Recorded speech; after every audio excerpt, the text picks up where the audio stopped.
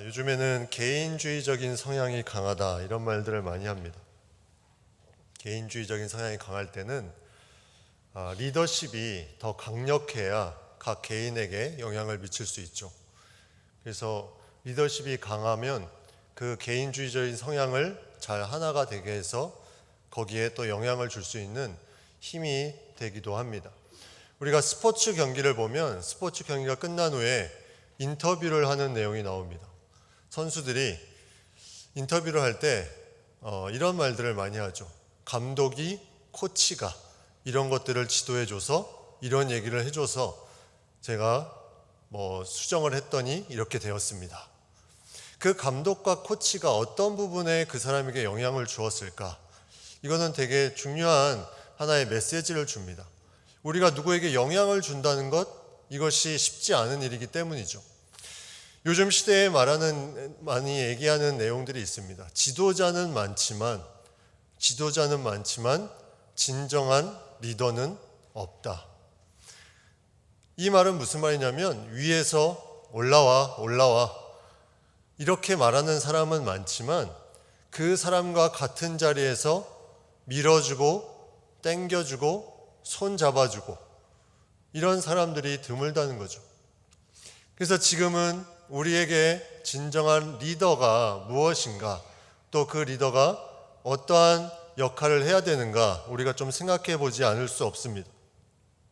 오늘 본문에도 비슷한 내용이 나오죠. 15절에 보면 그리스도 안에서 1만 스승이 있으되 아버지는 많지 아니하니 그리스도 예수 안에서 내가 복음으로써 너희를 낳았음이라. 1만 스승이 있으되 아버지는 많지 않다. 이 말은 아까 했던 말과 비슷한 말입니다. 스승은 많지만 아버지와 같은 스승은 없다는 거죠. 지도자는 많지만 진정한 리더가 없다는 것입니다. 이 스승이라는 단어는 헬라어로 파이다고고스라는 단어를 쓰는데 여기 본문 외에 갈라디아서 3장에 한 번 더 등장합니다. 거기에 어떤 구절에 등장하냐면 율법은 그리스도에게 인도하는 초등교사이다. 이때 초등교사가 바로 파이다고고스 이 헬라어 언어를 사용하고 있습니다. 이 말은 다시 말하면 율법은 안내자, 인도자의 뜻을 가지고 있다는 거죠. 오늘 본문에도 마찬가지입니다. 스승이 다른 의미가 아니라 안내자의 의미가 있다는 거죠. 단지 안내한다는 것, 그냥 길을 안내하는 사람일 뿐이라는 거죠. 자신의 역할을 감당하는 사람, 그냥 자신의 일을 하는 사람.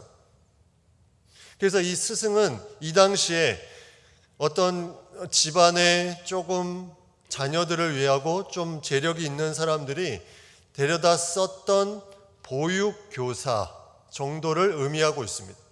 근데 이들도 일종의 노예의 신분이었어요. 노예의 역할을 하는. 그냥 돈을 주면 거기에 따라서 자기 할 것만 하고 그것만 의무감으로 했던 사람들이 바로 스승이었습니다. 많은 스승은 있지만 아버지가 없다. 바울은 자신에 대해서 어떻게 말하고 있을까요? 바울은 데살로니가전서 2장 7절 8절에 그는 이렇게 자신을 말합니다. 우리는 그리스도의 사도로서 마땅히 권위를 주장할 수 있으나 도리어 너희 가운데서 유순한 자가 되어 유모가 자기 자녀를 기름과 같이 하였으니 우리가 이같이 너희를 사모하여 하나님의 복음뿐 아니라 우리의 목숨까지도 너희에게 주기를 기뻐함은 너희가 우리의 사랑하는 자 됨이라. 복음뿐만이 아니라 목숨까지도 너희에게 주기를 기뻐한다. 바울은 자신의 이런 스승, 단순한 스승이 아니라 자신의 모든 것을 희생하며 나눌 수 있는 아버지로서의 그런 모습을 그가 표현하고 있습니다. 오늘은 교사주일이죠. 교사주일. 스승의 날 당일이기도 합니다. 교사, 스승, 어떠한 교사, 어떠한 스승이 우리가 필요하고 우리는 또 어떠한 교사, 어떠한 스승이 되어야 되는가? 우리는 교회에 먼저 오면 우리는 다 영적으로 아이가 되죠. 아이가 되어서 아무것도 모릅니다. 미숙합니다. 그때 도와주는 사람들이 주변에 영적 청년이나 영적 아비들이 그것을 도와주죠. 신앙생활을 오래 했던 분들이 그 영적 아이가 되는 그 지체들을 가서 도와주고 섬겨줍니다. 그러면 그 영적 아이들이 다시 성장해서 영적인 청년이 되고 영적인 아비가 됩니다. 계속해서 이렇게 해서 하나님께 나아가는 그 성도들의 성장하는 부분들이 계속해서 일어날 수 있습니다. 오늘 본문의 15절 후반부에 보면 그리스도 예수 안에서 복음으로써 너희를 낳았다, 이렇게 표현하고 있습니다. 복음으로 너희를 낳았다. 복음으로 너희를 낳았다는 것은 너희가 영적 아이, 잉태한 영적 아이에서 이제는 성장할 수 있는 사람으로 그렇게 섬겼다, 이렇게 표현할 수 있습니다. 갈라디아서 4장 19절에는 나의 자녀들아 너희 속에 그리스도의 형상을 이루기까지 다시 너희를 위하여 해산하는 수고를 하노니. 해산하는 수고, 언제까지? 그리스도의 형상을 이루기까지 그렇게 고통이지만 힘든 일이지만 그것을 감당했다는 것을 바울은 표현하고 있습니다. 낳았다, 해산하는 수고를 했다, 이런 표현들은 영적 아이에서 영적 아버지로, 영적 아비로 성장할 수 있도록 그렇게 도와준 것을 바울이 말하고 있습니다. 그러면 바울이 말하는 이 스승과 아버지의 구체적인 차이는 무엇일까? 스승은 아까도 얘기했지만 자신의 할 일만 하면 끝입니다. 그 다음에 그 가르쳤던 대상, 안내했던 그 대상이 어떤 일을 하는지 그거는 본인과 상관없습니다. 그냥 자신의 일만 하면 끝인 게 스승입니다. 그러나 아버지는 계속 그 모습을 보면서 그가 어떻게 진행하고 있는지 계속 지켜보는 거죠. 스승은 이처럼 돌보는 것이 일시적이지만 아버지는 일시적이지 않습니다. 계속 그가 어떠한 삶을 사는지 지켜보고 또 바라보고 기대하는 것이 아버지의 마음입니다. 스승은 머리로 훈계합니다. 머리로 훈계한다는 것은 그냥 자신이 가진 생각으로, 자신의 기준으로 훈계를 하는 거죠. 근데 아버지는 가슴으로 훈계합니다. 그 사람의 상황에 따라서 그 사람이 어떤 부분에 어떤 말을 해야 되는지를 생각하면서 훈계를 하는 것이 아버지의 마음이죠. 그래서 스승은 뛰어난 것과 뛰어나지 못한 것을 구분하려고 합니다. 그런데 아버지는 각 사람 한 사람 한 사람이 소중한 사람입니다. 그게 아버지의 마음이라는 거죠. 스승은 자신의 성과를 위해서, 자신의 이익을 위해서 무언가를 열심히 합니다. 그러나 아버지는 그 사람의 성장을 위해서, 그 사람이 일어나도록 세워주기 위해서 열심히 합니다. 스승은 책임을 지지 않습니다. 이 본문에서 말하는 스승을 말하는 겁니다. 스승은 책임을 지지 않습니다. 그러나 아버지는 끝까지 책임을 지며 나아갑니다. 우리가 많이 들었던 내용 중에 남북전쟁에 대한 예화가 있습니다. 그 예화 중에 하나가 게티스버그 전투가 있는데 1863년에 3일 동안 일어난 전쟁이었습니다. 근데 그 전쟁은 너무나 중요한 전쟁이었어요. 왜냐하면 이 전쟁에서 패하게 되면, 그 남북전쟁에서 패하기 때문에 북군의 그 장군이었던 조지 미드 장군은 되게 고민을 했습니다. 어떻게 이 전쟁을 이길 수 있을까? 내가 이것을 하는 것이 좋은 것인가? 근데 그때 당시 대통령이었던 에이브러함 링컨이 편지를 보내게 됩니다. 뭐라고 편지를 보냈냐면 그 전쟁에 실패하면 모든 책임을 나에게 돌리십시오. 그러나 그 전쟁이 성공하면 그 모든 공은 당신에게 있습니다. 이렇게 편지를 썼습니다. 그래서 전쟁을 하게 되었고 승리하게 되어서 결국 노예 해방이라는 놀라운 역사적인 성과를 이루게 됐습니다. 이 링컨이 말하는 그 말은 자신의 그냥 전쟁을 부하를 두고 나몰라라 한 것이 아니라 그 모든 것에 책임을 지며 본인이 다 나아가겠다는 거죠. 그리고 성공하면 그 공은 나에게 있는 것이 아니라 바로 당신에게 있습니다. 이렇게 말했다는 겁니다. 고린도 교회는 이런 아버지와 같은 사람들이 지도자로 있지 않았던 것 같습니다. 고린도 교회는 바울이 2차 전도 여행 때 개척한 교회입니다.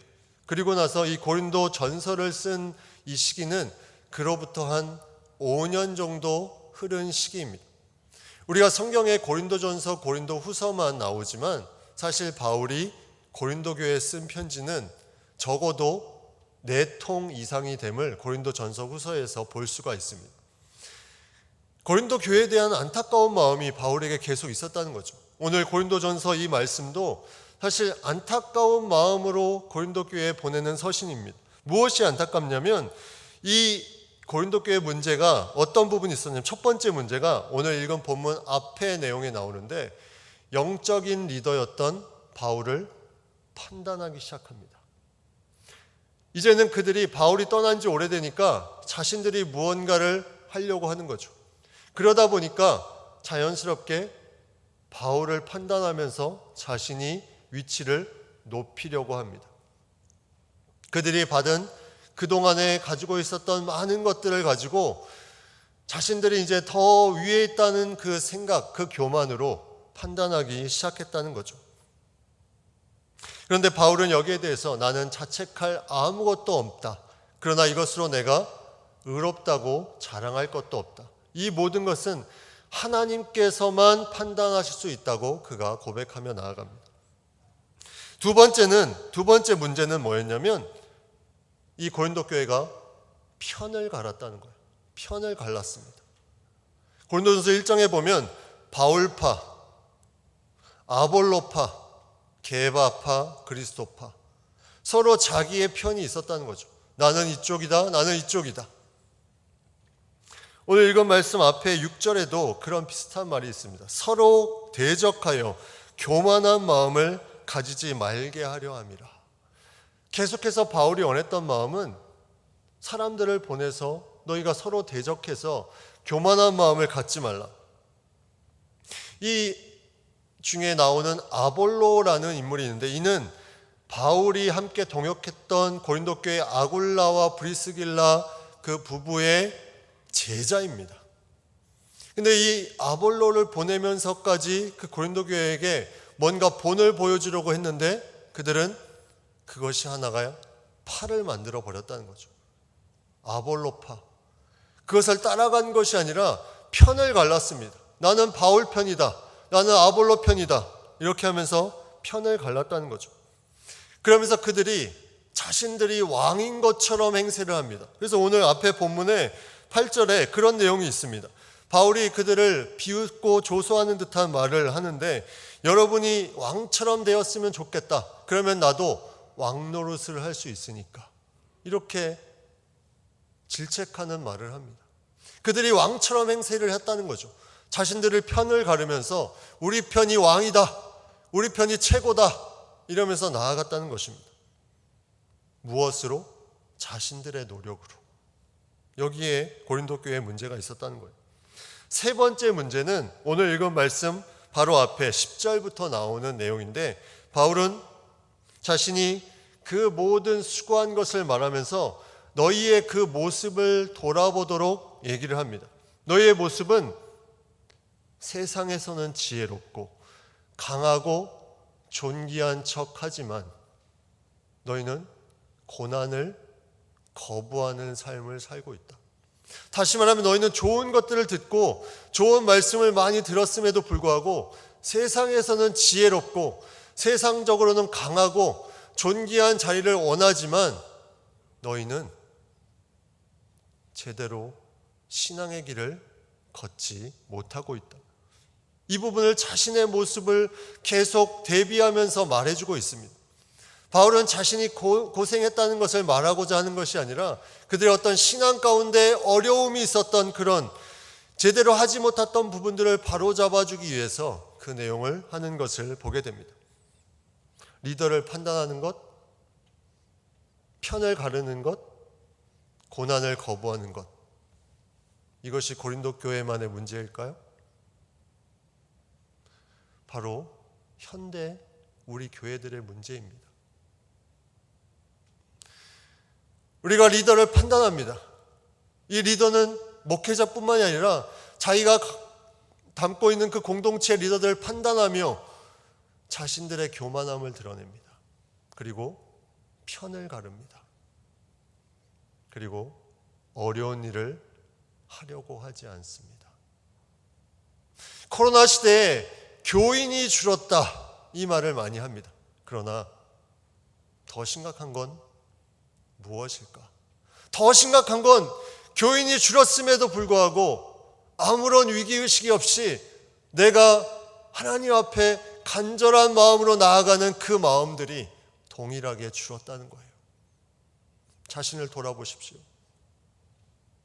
내가 정말 그 전에 하나님이 주신 그 마음으로 다시 회복되고 있는지, 고난을 두려워하고 있지는 않는지, 우리의 모습이기도 합니다. 그런데 리더를 판단할 수 있습니다. 판단할 수 있죠. 왜냐하면 리더도 다 인간이기 때문에. 그리고 고난을 거부할 수 있습니다. 왜냐하면 신앙이 성장해야 되는데 그렇지 못했기 때문에 그럴 수 있습니다. 그러나 편을 가르는 것은 너무나 아픈 일입니다. 너무나 많은 에너지를 거기에 쏟는 것입니다. 이것만큼 안타까운 것이 없다는 거죠. 제가 청빙 면접 때 한 장로님이 이런 질문을 했습니다. 만약에 부교역자가 목사님보다 더 인정을 받는다면 어떻게 하시겠습니까? 저는 정답을 말했습니다. 부교역자가 더 인정을 받으면 너무 좋죠. 교인들이 너무 좋을 것 같습니다. 집으로 돌아가는 길에 다시 한번 생각을 해봤어요. 사울의 마음이 막 일어나더라고요. 다윗을 죽이고자 하는 이 마음은 너무나 자연스러운 건가? 인간적인 그 마음. 그래서 실제로 다윗을 죽이듯이 부교역자를 그렇게 했다면 편이 가려지게 되겠죠. 그러면 교회가 에너지가 낭비됩니다. 가장 좋은 거는 이런 에너지 낭비를 하지 않도록 서로 다 인정받으면서 하나 되는 것, 이것이 참된 교회의 모습인데 우리는 과연 내 마음속에는 이 편이 아직도 있습니까? 이 편이 아직도 있냔 말입니다. 이것만큼 안타까운 것이 없습니다. 바울은 그가 같은 레벨도 아닌 자기의 사역자의 제자였던 아볼로를 다시 보내면서 그 편이 자신과 동일한 편이 있었음에도 불구하고 그를 보내면서 교인들을 위해서 아버지의 마음으로 저 사람을 본받아라, 저 사람을 본받아라, 이렇게 하면서 다시 보냈습니다. 그 마음은 아버지의 마음이었다는 거죠. 바울의 진정한 리더됨은 여기에 있습니다. 오늘 말씀에 보면 14절에 내가 너희를 부끄럽게 하려고 이것을 쓰는 것이 아니라 오직 너희를 내 사랑하는 자녀같이 권하려 하는 것이라. 사랑하는 자녀같이. 우리는 훈계를 할 때 그 사람을 부끄럽게 하는 경우가 있어요. 우리가 가정에서 많이 보잖아요. 자녀가 자녀들 친구들하고 있을 때 쉽게 훈계를 합니다. 그러면 우리의 자녀는 부끄럽죠. 친구들도 있는데. 그러면 자녀들의 마음이 친구들 놀 때 거부하게 됩니다. 아빠 오지 마, 엄마 오지 마. 우리가 훈계할 때는 부끄럽게 하려는 것이 아니라 사랑하는 자녀를 대하듯이 그 자녀가 잘 세워줄 수 있도록 훈계를 해야 된다는 거죠. 그래서 우리가 오디션 프로그램 같은 거 보면 이제 심사위원들이 나와서 이제 훈계 비슷한 말들을 하죠. 그 훈계를 들어보면 아주 그 사람에게 감동을 주는 말들을 많이 하는 사람도 있는 반면에 자신의 감정에 조금 치우친 듯한 모습을 보이면서 너무 후벼 파는 찌르는 듯한 훈계를 합니다. 근데 듣기에도 약간 거북스러워요. 근데 나중에 보면 그런 분들은 다시 심사위원으로 잘 안 나오더라고요. 정말 그 사람들을 위해서 심사해 줄 수 있고 훈계해 줄 수 있는 그런 따뜻한 마음이 바로 아버지의 마음이라는 것입니다. 훈계는 또한 신뢰를 줘야 돼요. 신뢰 관계를 잘 먼저 쌓아야 됩니다. 신뢰를 쌓아놓고 훈계를 할 때 그 훈계를 잘 받아들일 수 있죠. 믿음이 있는 관계가 된다는 것은 이건 너무나 소중합니다. 이거는 하루아침에 되는 것이 아니에요. 그래서 처음에 만났던 사람에게 훈계를 하면 그 사람에 대한 거부감이 먼저 다가오게 되죠. 그러나 신뢰를 쌓아놓고 훈계를 하게 되면 거기에 대해서 반응을 하기 시작합니다. 우리가 가정에서도 마찬가지죠. 부모와 자녀 간의 사이에 신뢰가 있을 때 그 애착관계 속에서 이런 훈계들이 통하기 시작합니다. 그래서 부모님들은 잔소리를 하지만 그 잔소리가 아버지, 어머니의 마음이 있기 때문에 그렇게 하는 거예요. 그 신뢰가 쌓아져 있기 때문에. 신뢰가 없으면 잔소리도 할 수 없습니다. 바울의 그런 진정한 리더됨은 16절에 이렇게 또 나옵니다. 16절 말씀에 보면 너희는 나를 본받는 자 되라 이렇게 말합니다. 바울은 여기서 무엇을 말해주고 싶었을까요? 너희는 나를 본받는 자 되라. 사실 이 말은 우리가 제일 하고 싶고 또 제일 자녀에게 남기고 싶은 말이기도 합니다. 너 나를 본받는 자 되라. 그런데 이 말이 그렇게 쉬운 말이 아니죠. 근데 바울이 이렇게 확신에 있게 말한 이유는 어디에 있을까? 바울이 완벽해서일까요? 바울도 인간입니다. 완벽하지 않았어요. 그러나 그가 가지고 있었던 마음은 바로 하나님 아버지의 마음이었죠. 너희가 그런 신앙 안에 문제를 가진 너희 교회, 너희 성도들이 내가 걸어왔던 이 어려움 가운데, 힘든 가운데 계속 걸어왔던 일을 너희도 함께 갈 수 있도록 그 마음이 변화되기를 원했던 마음이 바울에게 있었다는 것입니다. 한 공동체에 이런 본받는 모델링은 사실 한 사람으로 족하지 않습니다. 왜냐하면 다양한 모델링이 그 안에 있어야 그 사람이 어떠한 삶의 모습을 가지고 있든지 그 사람을 따라갈 수 있기 때문이죠. 한 교회 학교에 이런 일이 있었다고 합니다. 한 선생님이 학생에게 얘야 너는 왜 기도 시간에 맨날 눈을 뜨고 있니? 기도할 때는 눈을 감아야 된단다. 그 아이가 뭐라고 했을까요? 선생님이 항상 기도할 때 저를 보고 있었잖아요. 저도 다른 친구들을 보는 게 맞는 줄 알았습니다. 이게 교육학에 말하는 모델링입니다. 모델링은 좋은 것만 배우는 것이 아니에요. 나쁜 것도 그대로 배웁니다.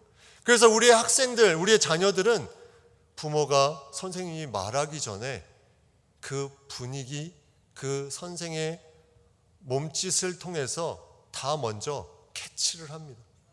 그래서 이게 어려운 거예요. 그래서 아이들을 양육하고 아이들에게 교육하는 것이 이래서 어려운 거예요. 왜냐하면 본받는 자가 되어야 되기 때문에, 말로 하는 것이 아니기 때문에 그게 아버지의 모습이라는 거죠. 나를 본받는 자가 되라. 이것이 아버지의 모습으로 나아가는 고백입니다. 바울의 진정한 리더됨은 또 이런 모습이 있습니다. 오늘 본문에 보면 디모데를 보냅니다. 그는 신실한 아들이라 하면서 디모데를 보냅니다. 근데 이 디모데는 바울의 제자였죠. 그가 고린도 교회에서 2차 전도여행 교회 개척할 때 18개월 동안 그곳에 있으면서 제자로 삼았던 인물이 이 디모데였습니다. 그러니까 디모데는 이 고린도에 대해서 상당히 많은 부분을 알고 있었겠죠. 그래서 바울은 이 디모데를 보내게 됩니다. 왜 보냈을까요? 그가 그냥 내버려 둘 수도 있었지만 지속적인 관계성 속에서 계속해서 그 마음을 가지고 있었던 거죠. 5년이라는 떨어져 있는 시간임에도 불구하고 그의 마음에는 이 고린도 교회를 어떻게 해야 될 것인가. 그래서 디모데를 가장 잘 아는, 자신이 복음으로서 나왔다고 말하는 자신의 아들 디모데, 영적인 아들 디모데를 보내게 됩니다. 실제적으로 고린도전서 16장 10절에 보면 이러한 구절이 있습니다. 디모데가 이르거든 너희는 조심하여 그로 두려움이 없이 너희 가운데 있게 하라. 이는 그것도 나와 같이 주의 일을 힘쓰는 자임이라. 그도 나와 같이 주의 일에 힘쓰는 자다. 이 디모데를 먼저 너희에게 보내겠다는 거죠. 바울의 마음에 그냥 두고 그냥 바라만 보는 것이 아니라 정말 필요한 사람들을 계속해서 보내주고자 하는 마음이 그 안에 있었습니다. 우리가 선교가 왜 어렵습니까? 선교가 왜 어렵다고 합니까? 선교는요, 계속 지속적으로 그 현지 사람들에게 관계성을 가져야 되기 때문에 어렵습니다. 그런데 그 중에 더 어려운 것은 그렇게 지속적인 관계성을 갖기 위한 센터가 그들에게는 없다는 거예요. 국내는 교회라는 센터가 있기 때문에 그것이 가능합니다. 근데 선교는 그 센터가 없이 계속해서 그곳에 가서 이제는 그곳을 센터로 만들어 가야 됩니다. 바울의 어려움이 바로 그런 어려움이었어요. 그곳에는 자신이 생각하는 센터가 없이 계속해서 무언가를 그들과 관계성을 가지면서 나아가는 부분들이 필요했다는 거죠. 이 부분이 바로 바울에게는 지속적인 관계성을 가지면서 아버지의 마음으로 갔던 그런 중요한 원인이 되었습니다. 그는 지속적인 관계성으로 디모데를 보냈습니다. 그들은 바울이 다시 오지 못할 것이라고 판단하면서 계속 비난했습니다. 그리고 그들은 말만 하고 책임을 지지 않았습니다. 그리고 영적인 교만에 빠졌습니다. 이 안타까움을 가지고 바울이 디모데를 보내면서 이제는 너희가 세상적으로 그렇게 아니하고 세상적으로 안주하고 교만한 그런 삶을 버리고 나의 복음으로서 낳은 아들 저 디모데를 보고 배우라고 말하고 있습니다. 오늘 말씀의 또 19절에 보면 바울의 이런 말을 볼 수 있습니다. 주께서 허락하시면 내가 너에게 속히 나아가서 교만한 자들의 말이 아니라 오직 그 능력을 알아보겠으니. 말이 아니라 능력을 보겠다. 이제 바울은 좋은 말로만 하지 않았습니다. 경고와 같이 이제 내가 너희에게 가서 너희가 한 그 말에 대한 열매를 보겠다. 진정한 리더는 말이 아니라 그 능력으로 나타나는 것임을 말하고 있습니다. 그러면서 20절에 계속 말합니다. 하나님의 나라는 말에 있지 아니하고 오직 능력에 있습니다. 마지막 때에 다가오는 하나님의 나라가 너희와 같이 말만 하는 그 말에 있지 않고 능력에 있다. 그렇기 때문에 너희는 너희의 모습이, 리더의 모습이 말이 아니라 행함으로 그 열매로 나타날 수 있어야 됨을 말하고 있습니다. 그는 고린도전서 2장 4절 5절에 이렇게 말합니다. 내 말과 내 전도함이 설득력 있는 지혜의 말로 하지 아니하고 다만 성령의 나타나심과 능력으로 하여 너희 믿음이 사람의 지혜에 있지 아니하고 다만 하나님의 능력에 있게 하려 하였노라. 사람의 지혜가 아니라 하나님의 능력에 있게 하려 하노라. 이 말을 통해서 그가 하나님의 말씀을 아버지의 마음으로 전하고 있습니다. 바울은 그들을 방치하지 않았다는 거죠. 진정한 리더는 계속해서 지속적으로 관계성을 가지고 나아가는 사람입니다. 만약에 바울이 그런 마음, 방치하는 마음이 있었다면 그래 네 마음대로 해라. 너희가 알아서 해라. 그리고 디모데도 보내지 않았고 나를 본받으라는 말도 하지 않았을 것입니다. 그러나 바울에게는 진정한 리더, 그 아버지의 마음이 있었다는 거죠.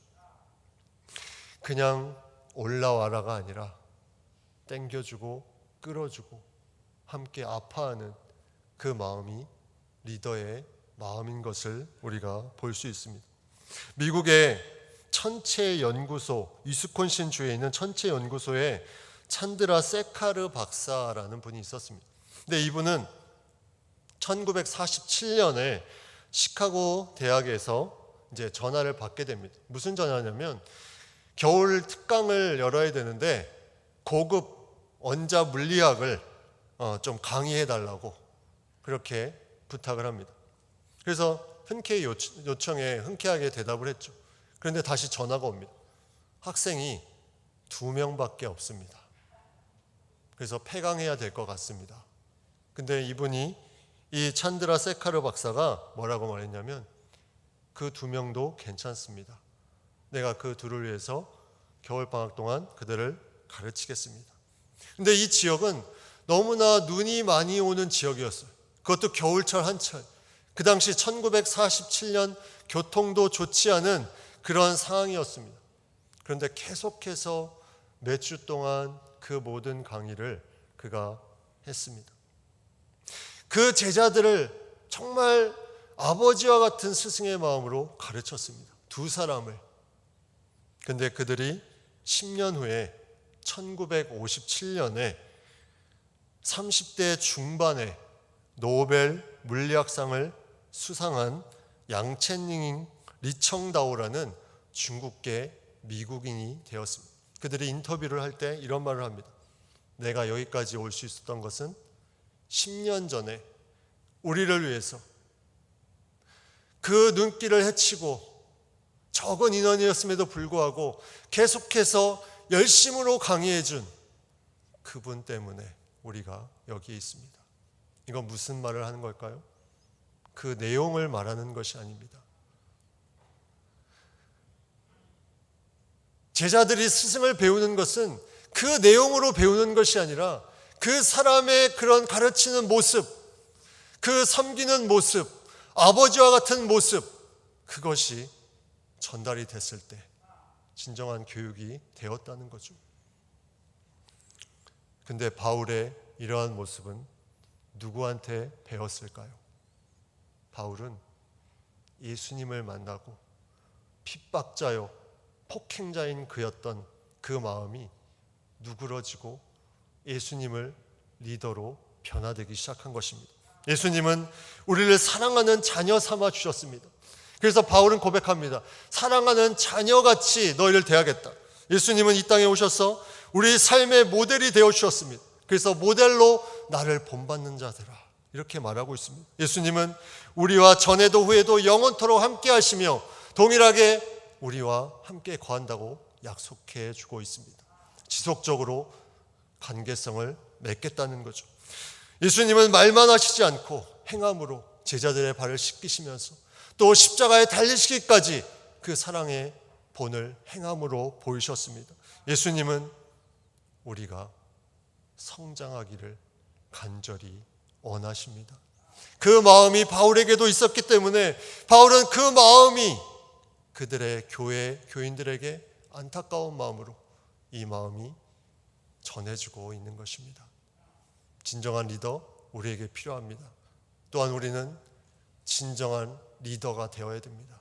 그러기 위해서는 예수님께서 우리의 리더 되심, 우리를 위해서 흘리신 그 놀라운 피와 그 걸음들을 우리가 잘 묵상해 나아가야 될 것입니다. 기도하겠습니다. 하나님, 진정한 리더가 필요한 시대입니다. 예수님께서 우리의 진정한 리더로 우리를 끌어주셨듯이 우리도 그 아버지의 마음을 따라 진정한 리더로 우리의 발걸음을 움직여 많은 영적인 아이를 낳고 또 그들이 장성하여 대를 이어서 하나님의 나라를 이루어가는 놀랍고 복된 성도로 또 교회로 나아갈 수 있도록 인도하여 주시옵소서. 예수님의 이름으로 기도드립니다. 아멘.